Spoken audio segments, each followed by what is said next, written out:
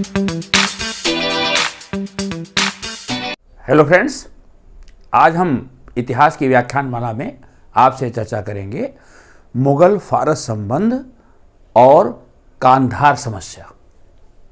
मुगलों के फारस के साथ संबंध क्या थे और उन संबंधों को कांधार समस्या ने कैसे प्रभावित किया। ये एक बहुत ही महत्वपूर्ण प्रश्न है जो आपके प्रतियोगी परीक्षाओं में पूछा जाता है और ये एनालिटिकल क्वेश्चन है जिसको आपको बहुत अच्छे तरीके से लिखना होता है। ओके, तो आइए हम पहले चर्चा करते हैं कि मुगलों का फारस के साथ संबंध कैसा था। मानचित्र देख लीजिए जिससे सब चीज़ें पहले क्लियर हो जाएं और उसके बाद हम अपनी चर्चा को आगे बढ़ाते हैं। आपके सामने मानचित्र है, भारत आप देख रहे हैं। भारत के बगल में पाकिस्तान। मैंने आधुनिक मानचित्र आपकी सुविधा के लिए बना दिया है। पाकिस्तान उस समय भारत का हिस्सा हुआ करता था, यहाँ तक कि अफगानिस्तान का भी भाग भारत के क्षेत्र में था।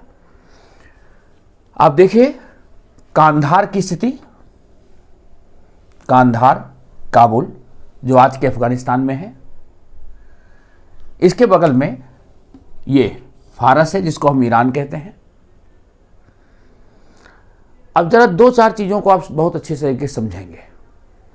ये जो नगर आप देख रहे हैं, अगर हम प्राकृतिक मानचित्र देखते हैं तो प्राकृतिक मानचित्र में ये जो काबुल कांधार का क्षेत्र है, यहाँ पर हिंदू कुश पर्वत श्रेणी है। हिंदू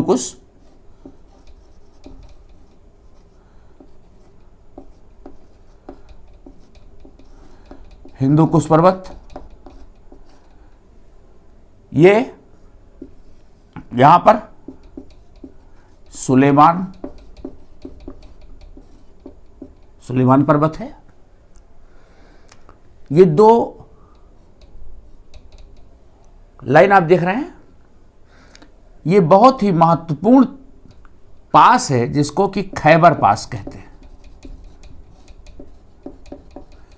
खैबर दर्रा खैबर। अफगानिस्तान और पाकिस्तान के बीच आना जाना इसी रास्ते होता था। तो अफगानिस्तान से उस समय का जो भारत था पाकिस्तान वाला, उस क्षेत्र में प्रवेश का यही मार्ग था। तो दर्रा खैबर। दूसरा ये जो दर्रा है ये है बोलन दर्रा, सुलेमान पर्वत श्रेणी में। इन दोनों दर्रों को देख लीजिए। तो क्वेटा के रास्ते बोलन दर्रे से मुल्तान और मुल्तान से फिर लाहौर या मुल्तान से इधर राजस्थान में प्रवेश पाया जा सकता था। तो एक रास्ता ये कांधार से चमन, चमन से क्वेटा, क्वेटा से बोलन दर्रा होते हुए मुल्तान और मुल्तान से लाहौर, ये रास्ता था।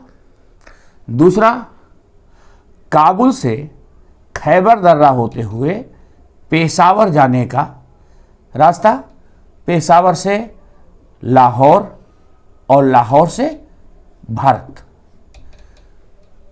ये दो व्यापारिक मार्ग थे तथा सैनिक मार्ग थे। कांधार की स्थिति इसीलिए महत्वपूर्ण थी कि कांधार ऐसे स्थान पे था जो जियो स्ट्रेटजिक पॉइंट से बहुत ही महत्वपूर्ण था। ओके, सामरिक दृष्टि से ये हिंदू कुश पर्वत श्रेणी में वो प्रवेश द्वार था जिस रास्ते भारत से ईरान की तरफ जाया जा सकता था या ईरान से भारत की तरफ आया जा सकता था। तो मिलिट्री पॉइंट ऑफ व्यू से ये महत्वपूर्ण था। दूसरा, भारत से जो सामान जाता था फारस होते हुए मिडिल ईस्ट और यूरोपियन कंट्रीज तक, उसके जाने आने का मार्ग यही था। तो अगर कहा जाए तो इंडियन सदर्न सबकॉन्टिनेंट के लिए ये वो रास्ता था जो एक व्यापारिक अवसर लोगों को प्रदान करता था। तो बहुत से व्यापारी मुल्तान होते हुए लाहौर, लाहौर से मुल्तान होते हुए कांधार होते हुए ईरान होते हुए यूरोप तक जाते जाते थे। तो कांधार की जो लोकेशन थी वो बहुत महत्वपूर्ण थी। साथ ही जो राजधानी काबुल थी, राजधानी काबुल के पास कांधार था। तो ऐसी स्थिति में अगर कांधार पर जिसका अधिकार हो जाए उसके लिए काबुल पर अधिकार करना बहुत आसान था। तो इसलिए काबुल की सुरक्षा भी कांधार पर निर्भर थी। ओके, दो चीज़ों को ढंग से समझ लेना। कांधार की जियोस्ट्रेटेजिक पॉइंट बहुत ही महत्वपूर्ण थी, व्यापारिक मार्ग पर था जिसके द्वारा कि व्यापार होता था, और ये बोलन दर्रे के रास्ते मुल्तान और लाहौर से जुड़ता था, या इस रास्ते दर्रा बोलन से निकल करके शिकारपुर, शिकारपुर से सखर होते हुए भारत में प्रवेश किया जा सकता था राजस्थान के मार्ग से। तो ये रास्ता भी था। तो व्यापारिक रास्ता तथा सामरिक स्थिति, इन दोनों को ध्यान में रख करके कांधार का महत्व था। ओके, चलिए अब उस पर हम और डिटेल चर्चा करेंगे। पहले हम आपको मानचित्र से अवगत करा देते हैं। जरा कुछ स्थानों को और देख लीजिए। भेरा नगर है। ओके, आज के पाकिस्तान में है, पेशावर के पास। भेरा से लाहौर, लाहौर के रास्ते आया जा सकता था। यह है पेशावर। इस्लामाबाद मैंने इसलिए लिख दिया कि आज आधुनिक जो राजधानी नगर है उससे आप लोकेशन को देख लें। काबुल की स्थिति को अगर आप देखेंगे, अगर उसको सीधे टेंजेंट करें तो ये कश्मीर के लगभग बराबर में आएगा, और कांधार को देखेंगे तो इसे सीधे टेंजेंट करेंगे तो ये अमृतसर के नीचे लुधियाना के पास आएगा। ये इसकी स्थिति है मानचित्र में, जिससे आप सही से इन दोनों स्थानों को दिखा सको। ओके, अब हम चर्चा करते हैं फारस और मुगल संबंध। फारस में, जिसको आज हम ईरान कहते हैं, ईरान में सफाविद वंश का शासन था। ईरान का शासक वंश कौन था? सफाविद वंश। ओके, मुगलों के समय भारत में मुगल साम्राज्य की स्थापना बाबर ने की। बाबर को चूंकि समय कम मिला, 4 साल के बाद उसकी डेथ हो गई, और उसके बाद उत्तराधिकारी बना हुमायूं। हुमायूं के साथ कुछ ऐसी समस्याएं थी कि हुमायूं स्थिर साम्राज्य भारत में न दे सका, और हुमायूं के समय मुगलों को अफगानों के साथ युद्ध करना पड़ा। अफगान शक्ति थी और उसका नायक था शेर शाह सूरी। हुमायूं और शेर शाह सूरी के बीच 2 युद्ध हुए, 1539 एंड 1540। कौन कौन? चौसा का युद्ध और कन्नौज का युद्ध। और इन दोनों युद्धों में हुमायूं की पराजय हो गई। हुमायूं को शेर शाह के हाथों निर्वासित होना पड़ा। हुमायूं को भारत छोड़ करके भागना पड़ा। हुमायूं आगरा से राजस्थान होते हुए यहाँ सिंध प्रांत को उसने पास किया। सिंध प्रांत में अमरकोट से वो फारस गया, और इसी रास्ते में उसने अमरकोट के राणा बीरसाल के यहाँ शरण ली थी, जहां अकबर का जन्म हुआ। हुमायूं के भाइयों ने उसकी सहायता नहीं की। हुमायूं शरणार्थी के रूप में भटक रहा था, अपने कुछ विश्वस्त मित्रों के साथ, थोड़े से सैनिकों के साथ। ऐसा शासक जो कभी बाबर का उत्तराधिकारी, मुगल साम्राज्य का दूसरा शासक, लेकिन उसको शरण लेने के लिए दर बदर भटकना पड़ रहा था। हुमायूं राजस्थान के रास्ते सिंध प्रांत में प्रवेश करके फारस पहुंचा और फारस में सफाविद वंश के शासक शाह तहमास्प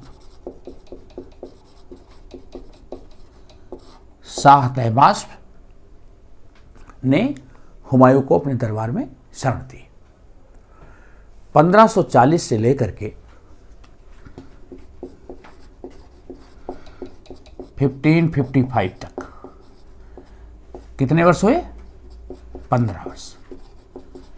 ये 15 वर्ष हुमायूं ने शरणार्थी के रूप में ईरान में बिताए। फारस के शाह के यहां उसने बिताया।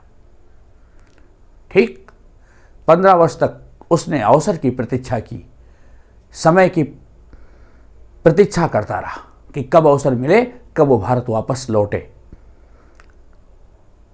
समय ने उसकी सुन ली। शेरशाह सूरी की मृत्यु हो गई और उसके बाद सिकंदर शाह सूर जो शासक था, उसके समय में हुमायूं शाह तहमास्प जो शिया धर्म का सफाविद वंश का शासक था, इसकी मदद से हुमायूं को शाह तहमास्प ने मदद दी और हुमायूं 1555 में भारत आया और सिकंदर शाह सूर के साथ उसकी लड़ाई हुई, बैटल ऑफ मच्छीवाड़ा का युद्ध। मच्छीवाड़ा का युद्ध हुआ जिसमें सिकंदर शाह सूर पराजित हो गया। हुमायूं को सफलता मिल गई। हुमायूं ने शाह तहमास्प के द्वारा जो सहयोग करके दी गई सेना थी, जो सैनिक थे, जो साजो सामान था, काफी उसकी मदद लेकर के भारत आया था। 12,000 सैनिक और अस्त्र शस्त्र ये किसने दिया था? शाह तहमास्प ने। ओके, तो हुमायूं को दूसरी बार भारत को जीतने का मौका मिल गया। हुमायूं कृतज्ञ था शाह तहमास्प के प्रति। हुमायूं को दोबारा गद्दी मिल गई। 1556 तक हुमायूं ने शासन किया। 1556 में हुमायूं का दुर्दिन उसके साथ था। हुमायूं की अचानक शेरमंडल के सीढ़ियों से गिरने से उसकी डेथ हो गई और अकबर शासक बना।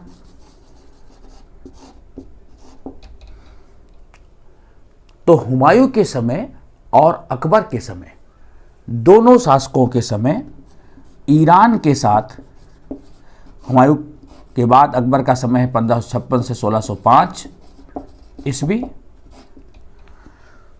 हुमायूं और अकबर दोनों के समय फारस के साथ मुगलों के संबंध बहुत ही मधुर थे। दोनों देशों के साथ राजदूतों का आवागमन, व्यापारियों का आवागमन, बहुत से लोग ईरान से नौकरी प्राप्त करने भारत आते थे। यही नहीं, मुगल दरबार इतना कृतज्ञ महसूस करता था कि मुगल दरबार की जो भाषा थी वो फारसी भाषा प्रशासन की भाषा हो गई। अकबर ने प्रशासन की भाषा फारसी अपना ली। फारसी त्यौहार नौरोज अपनाया गया।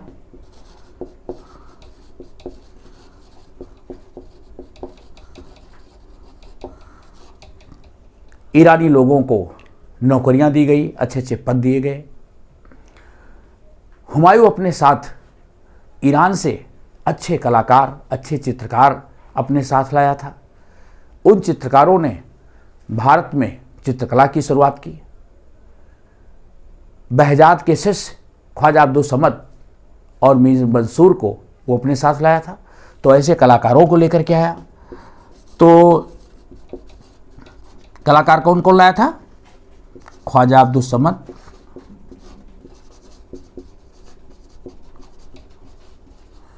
और मीर मंसूर। तो हुमायूं जो है अपने साथ ईरानी परंपरा, ईरानी सांस्कृतिक विरासत, उसका भी संवाहक था, उन सब को लेकर के आया। तो इस तरह मुगलों और ईरानियों के बीच, पारसियों के बीच बड़े ही मधुर अच्छे संबंध स्थापित हुए। दूतों के आवागमन के साथ साथ जो शासक थे उनके बीच पत्राचार, उनका आवागमन, ये सब एक अच्छे दोस्त की कहानी कह रहे थे। ओके, ये परंपरा आगे भी चलती रही। अकबर के बाद जहांगीर हुआ, जहांगीर गद्दी पर बैठा 1605 से लेकर के 1627 ईस्वी। जहांगीर के समय भी दोनों देशों के बीच संबंध मधुर रहे, यहाँ तक कि जहांगीर की बेगम थी नूरजहां, जिसका असली नाम मेहरुन्निसा था, वो स्वयं ईरानी थी। उसके पिता मिर्जा गयास बेग ईरानी थे और वो नौकरी की तलाश में भारत आए थे। तो नूरजहां ये स्वयं ईरानी। तो जहांगीर के समय तक ये सब बढ़िया चलता रहा, दोनों देशों के बीच मधुर संबंध रहे, परिस्थितियां बड़ी अच्छी थी। लेकिन जहांगीर के समय से ही दोनों देशों के बीच कटुता आने लगी। वो रियासतें जो कि मित्र थी और दोनों में बहुत ही मधुर संबंध थे, उसमें कड़वाहट पैदा हो गई। और वो कड़वाहट क्या थी? कांधार इशू, कांधार समस्या। कांधार के प्रश्न को लेकर के दोनों देशों के बीच संबंध बिगड़ना चालू हो गए। ओके, तो पहले आपने देख लिया कि मुगलों के बीच और ईरानियों के बीच संबंध कैसे मजबूत हुए, दोनों देशों के बीच दोस्ती कैसे हुई। शाह तहमास्प के सहयोग के कारण हुमायूं के बाद के जो उनके वंशज थे वो सब कृतज्ञ महसूस करते थे और ये संबंध बढ़िया, बॉन्डिंग अच्छी रही, संबंध मजबूत रहे। लेकिन वो प्रश्न कांधार आ गया जिसने कि दोनों देशों के बीच संबंधों को कड़वाहट में बदल दिया। अब देखिए कांधार इतना महत्वपूर्ण क्यों था। हमने आपको पहले बताया कि कांधार भारत की तरफ आने का वो प्रवेश द्वार था ईरान की तरफ से, जिसके जियो स्ट्रेटेजिक पॉइंट की वजह से कांधार के ऊपर फारस भी अधिकार रखना चाहता था और भारत का भी अधिकार भारतीय जो शासक थे वो चाहते थे। तो भारतीय शासक भी कांधार चाहते थे, ईरानी शासक भी चाहते थे। तो कांधार एक प्रकार से it was a bone of contention, ये झगड़े की जड़ थी। ठीक है, और हो भी क्यों ना भाई, इसका सामरिक महत्व साथ साथ व्यापारिक महत्व दोनों था। इसी रास्ते क्वेटा से होते हुए, चमन से क्वेटा होते हुए मुल्तान के रास्ते लाहौर आया जा सकता था, या इधर शिकारपुर होते हुए, सुक्खर होते हुए भारत आया जा सकता था। व्यापारिक मार्ग, मिलिट्री पॉइंट ऑफ व्यू से प्रवेश द्वार। तो इन सब वजहों से कांधार दोनों अपने अधीन रखना चाहते थे। ओके, अब प्रश्न ये उठता है कि कांधार की समस्या जहांगीर के समय ही क्यों उत्पन्न हुई? बड़ा रोचक प्रश्न है। जहांगीर के समय ही ये कांधार इशू क्यों इतना शिद्दत के साथ उठाया गया और जिसने कि दोनों देशों के संबंध में कड़वाहट घोल दी? इससे पहले क्यों नहीं हुआ? जरा हम कांधार की हिस्ट्री को देखें कि कांधार कैसे ईरानियों के अधिकार में था या मुगलों के अधिकार में। ध्यान से सुनिएगा, कांधार की स्थिति को देखिए। कांधार के उत्तर में काबुल, ये दोनों बड़े ही प्रधान नगर हैं। अफगानिस्तान का ये दूसरा बड़ा नगर है। ओके, काबुल राजधानी नगर था और मुगल साम्राज्य का संस्थापक बाबर ने काबुल पर 1504 ईस्वी में अधिकार किया। जब बाबर मध्य एशिया की तरफ नहीं जा सका, उज़्बेक सरदार सैवानी खां उसका रास्ता रोके खड़ा था। बाबर की बड़ी इच्छा थी कि वो समरकंद को अपनी राजधानी बनाए। कई बार उसने समरकंद जीता भी, लेकिन समरकंद उसके हाथ से निकलता रहा। तो अंत में उसने अफगानिस्तान और भारत की तरफ का रुख किया। तो बाबर ने 1504 में काबुल को जीता। कांधार बाबर के द्वारा 1522 ईस्वी में जीता गया। कांधार को जीतना महत्वपूर्ण था क्योंकि कांधार के किले के ऊपर काबुल की सुरक्षा निर्भर थी।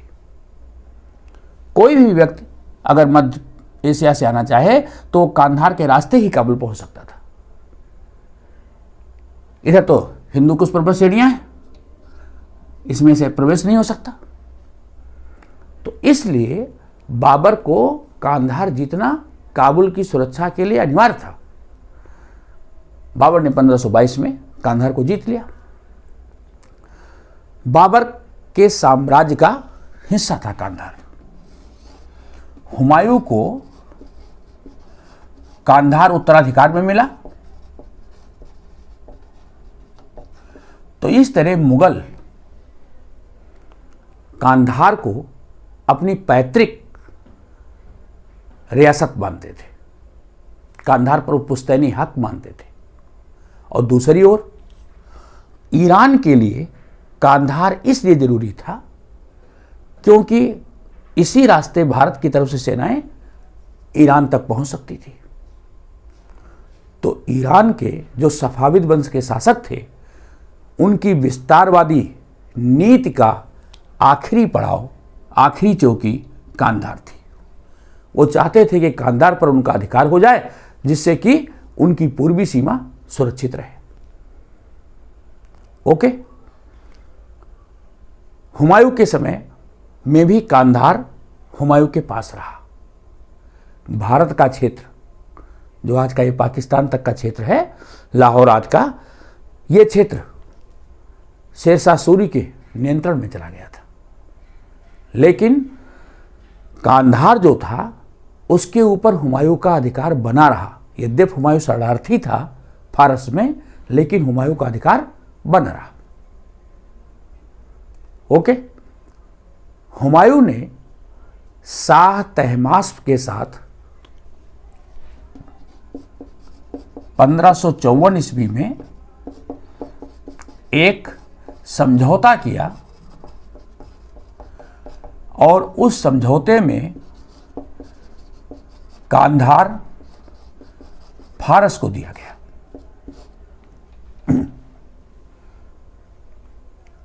ध्यान रहे, फारस को वो पूरी तरह से नहीं दिया गया था।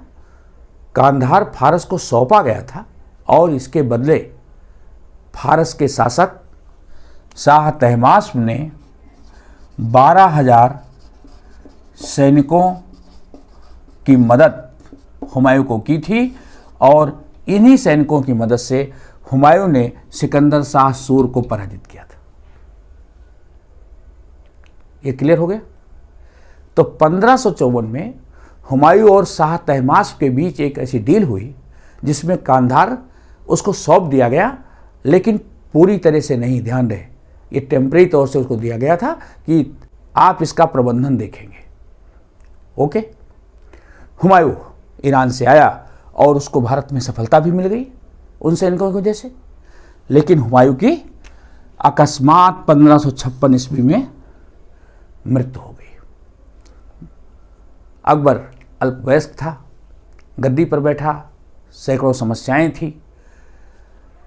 कांधार की तरफ वो ध्यान नहीं दे पाया। इसी बीच फारस के शाह ने 1558 में कांधार को अपने अधीन घोषित कर दिया। कांधार पर अपना अधिकार उसने प्रस्तुत कर दिया। कांधार को फारस के साम्राज्य में मिला लिया गया। शाह मिर्जा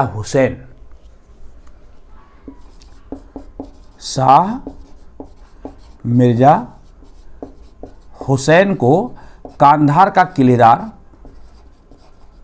बना दिया गया। शाह तहमास्प ने कांधार किसको सौंप दिया? शाह मिर्जा हुसैन को। ओके, शाह मिर्जा हुसैन ने यहां की व्यवस्था देखना चालू कर दिया। कांधार 1558 से ईरानियों के पास चला गया। पर्सिया का अधिकार हो गया इसके ऊपर। ओके, अकबर ऐसी स्थिति में जब पहुंचा कि उसने घरेलू चुनौतियों को समाप्त कर लिया, अपनी सामरिक स्थिति को मजबूत कर लिया, तो उसने पश्चिम की ओर ध्यान दिया। ओके, 1585 ईस्वी में ये पाकिस्तान का जो क्षेत्र है क्वेटा आज का, यहां पर पश्तून लोग रहते हैं। इन लोगों ने विद्रोह किया और अकबर इस विद्रोह को दबाने के लिए 1585 ईस्वी में वो आया और उसने लाहौर कैंप किया। राजधानी 1585 में लाहौर आ गई और अकबर यहां 13 वर्ष तक 1598 तक लाहौर में रहा और उसने इस पूरे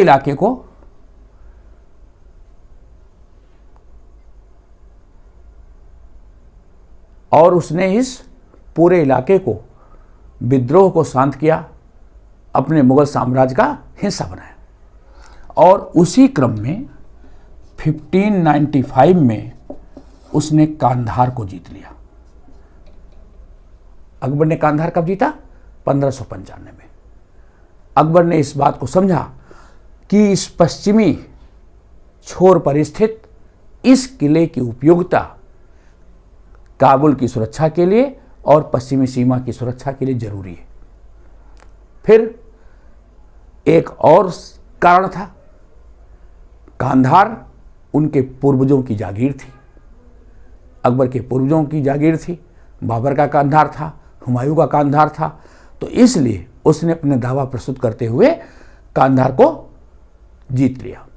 अकबर ने 1595 में कांधार जीत लिया। अकबर के समय कांधार मुगलों के पास रहा। ईरान के शाह ने कोई विरोध नहीं किया और इस तरह कांधार मुगलों के पास बना रहा।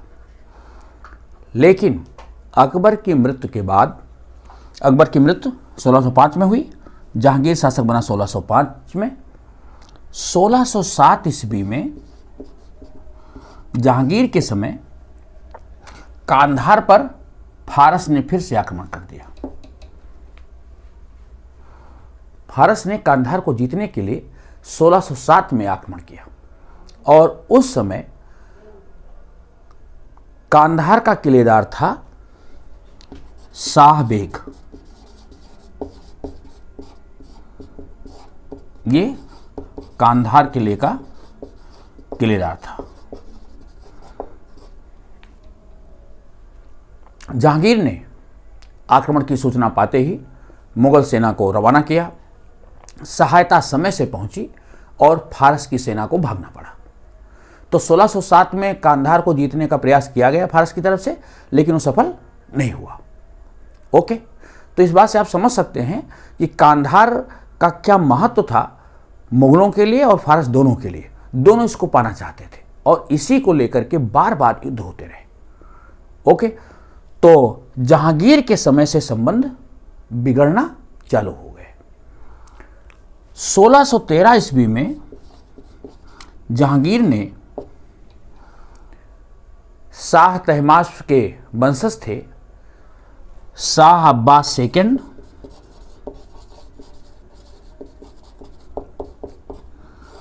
उनके दरबार में अपना एक शिष्टमंडल भेजा और दोनों देशों के संबंधों का हवाला देते हुए कांधार मुगलों के पास रहने देने का प्रस्ताव प्रस्तुत किया। जहांगीर चाहता था कि कांधार मुगलों के पास रहने दिया जाए और दोनों देशों के बीच, फारस और भारत के बीच जो संबंध है वो पहले जैसे मधुर बने रहें। ओके, शिष्टमंडल गया, उसने अपना प्रस्ताव भी प्रस्तुत किया, लेकिन जो फारस के शासक थे शाह तहमास्प और उनके वंशज, उन वंशजों ने उस चीज़ को तवज्जो नहीं दिया। वो अवसर की तलाश में थे कि कब मौका मिले, कब कांधार को फिर से जीता जाए।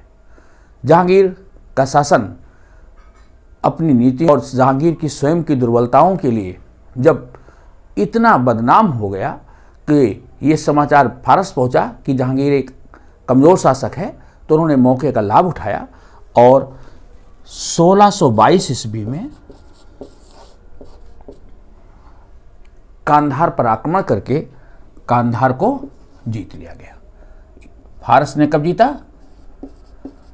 1622 ईस्वी में। तो 1595 के बाद 1622 में कांधार फिर से ईरान के पास चला गया, पर्सिया का अधिकार हो गया। 1622 से लेकर के 1638 ईस्वी तक कांधार फारस के पास रहा। कांधार पर किसका अधिकार था? फारस का। 1622 से 1638 ईस्वी। ओके, 1638 में शाहजहां के समय में, शाहजहां का समय है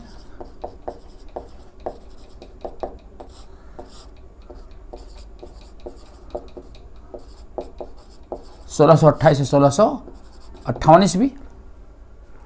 शाहजहां के समय में 1638 ईस्वी में कांधार पर मुगल सेनाओं ने आक्रमण किया और कांधार का किलेदार था अली मर्दान खां। अली मर्दान खां जो कांधार का गवर्नर था, पूरे क्षेत्र का किलेदार था, वो मुगलों से मिल गया और उसने कांधार का किला मुगलों को सौंप दिया। तो कांधार फिर से मुगलों के पास आ गया।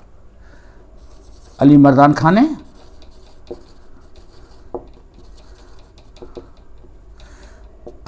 खां ने कांधार सौंप दिया। ओके, मुगलों के पास ये फिर आ गया। 1638 से लेकर के 1648 ईस्वी तक कांधार फिर से मुगलों के पास रहा। तो मुगल शासन कांधार पर पहले आपने देखा अकबर के समय 1595 से 1622, फिर 1638 से लेकर के 1648 ईस्वी, ये दो समय कांधार पर मुगलों का शासन रहा, मुगलों के आधिपत्य में कांधार रहा। 1648 में शाह अब्बास सेकंड ने एक बड़ी सेना लेकर के कांधार के पास बिस्त का किला है,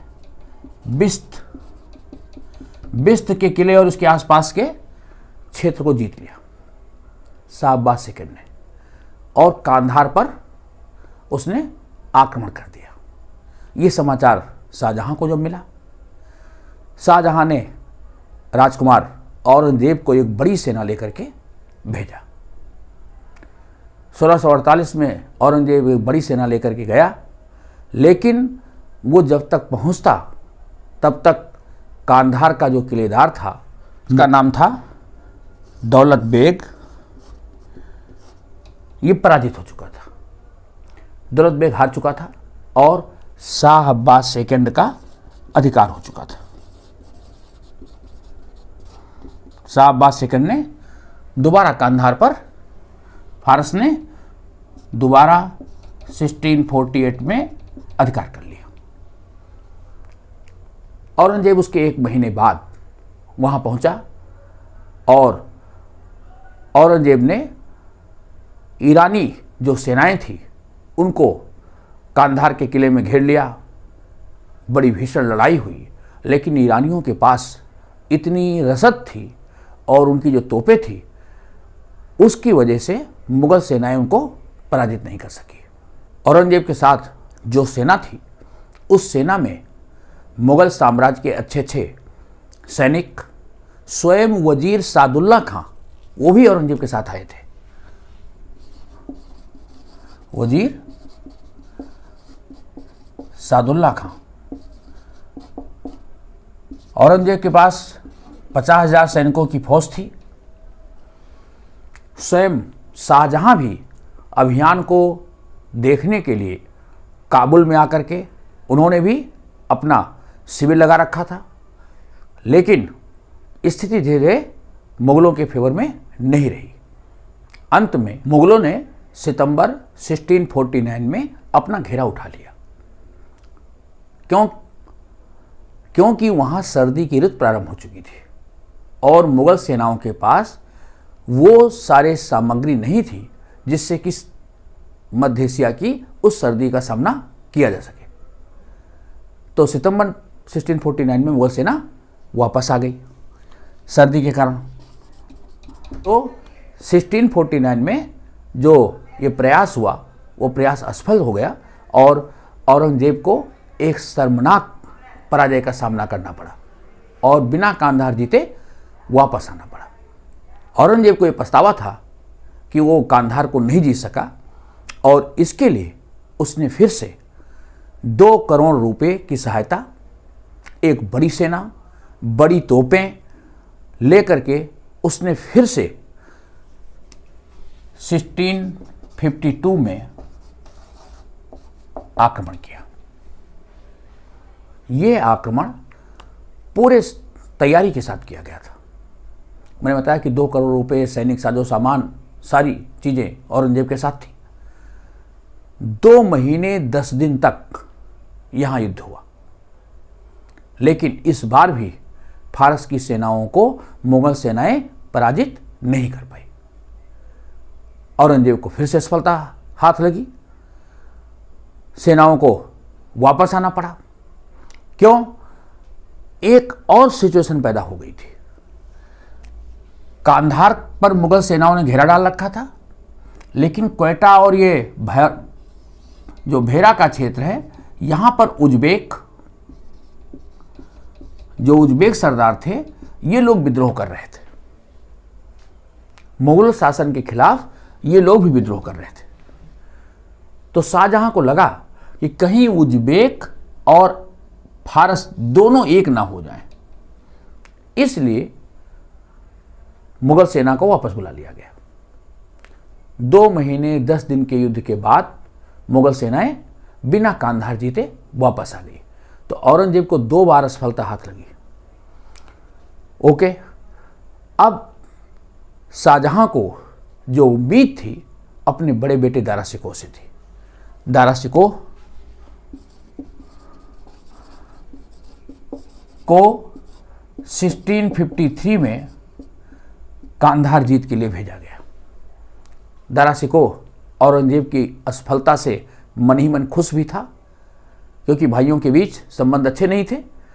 दारा शिकोह का इरादा था कि 7 दिन में वो कांधार को जीत लेगा, और इस तरह से उसने औरंगजेब से भी ज़्यादा बड़ी सेना, औरंगजेब से भी ज़्यादा पैसा सब लेकर के उसने आक्रमण किया और बिस्त के किले के आसपास के सारे क्षेत्रों को उसने जीत लिया।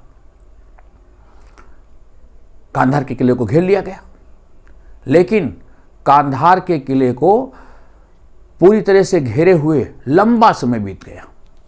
दारा शिकोह ने फरवरी 1653 में आक्रमण किया था।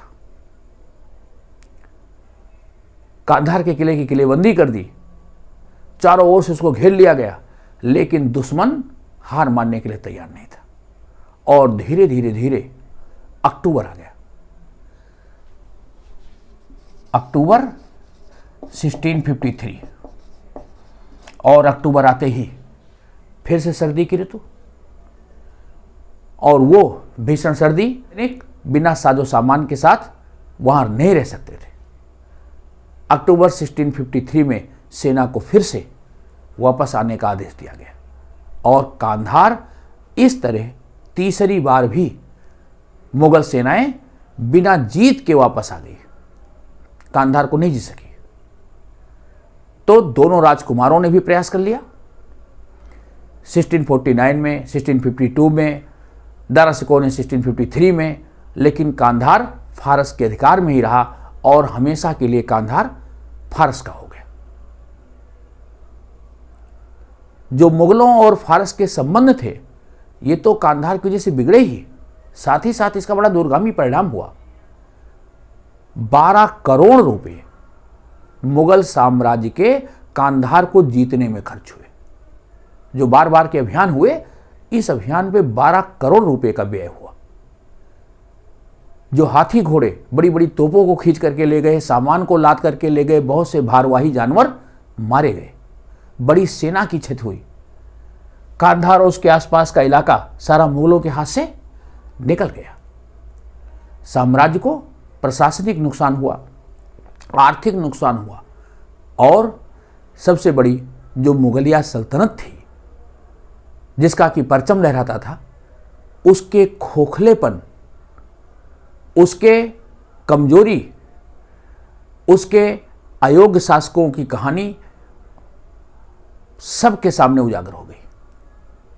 फारस और मध्य पूर्व के देशों को पता लग गया कि मुगल साम्राज्य की ताकत अब पहले जैसी नहीं रह गई। तो मुगल साम्राज्य की कमजोरी इन युद्धों से स्पष्ट हो गई। ओके, तो मित्रों, ये थी कांधार समस्या और मुगल फारस संबंध। आपको वीडियो कैसा लगा अपनी प्रतिक्रिया भी देंगे, अपने मित्रों को भी शेयर करेंगे, चैनल को लाइक करें, सब्सक्राइब करें। मिलते हैं अगले वीडियो के साथ। धन्यवाद।